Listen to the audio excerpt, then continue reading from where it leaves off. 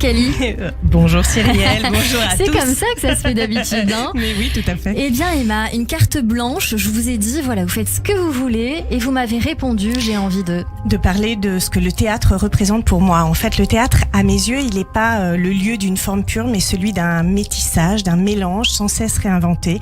Le terrain où peuvent se mêler des expressions diverses, qui sont aussi les miennes, bien sûr, l'écriture dramatique, la poésie, la musique, la mise en scène, l'interprétation et l'exploration de l'âme humaine.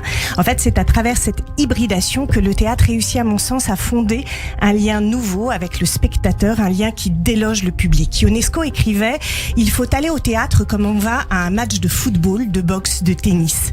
Eh bien, vous le savez, le théâtre a pris racine dans la Grèce antique et à la même époque, on avait les Jeux Olympiques et les combats de gladiateurs. Il me semble aujourd'hui que ce qui fait encore la puissance du théâtre, c'est cette humanité vivante, vibrante, qui joue et se joue sous nos yeux. Un de mes amis, Jean-Louis Bertuccelli, grand réalisateur, disait « Faire du cinéma, c'est se prendre au sérieux comme le font les enfants quand ils jouent ». Je crois que faire du théâtre, eh bien, c'est un peu la même chose. Regarder et incarner des êtres humains de chair et d'os qui nous font pleurer et rire dans une communion extraordinaire parce que l'émotion se vit ensemble.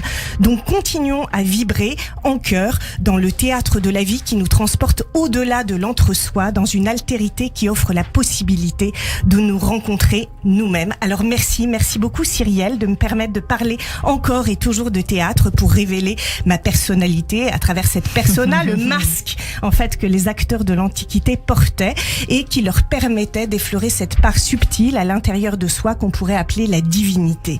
Et juste un mot pour finir sur cette pièce extraordinaire qui m'aura marqué cette année, Maman de Samuel Benchetrit, qui nous embarque subtilement avec tendresse dans un univers où la douleur n'est séparée de la douceur que d'une lettre. Cette lettre, c'est le C d'ouverture du mot-cœur. Merci beaucoup Emma Scali.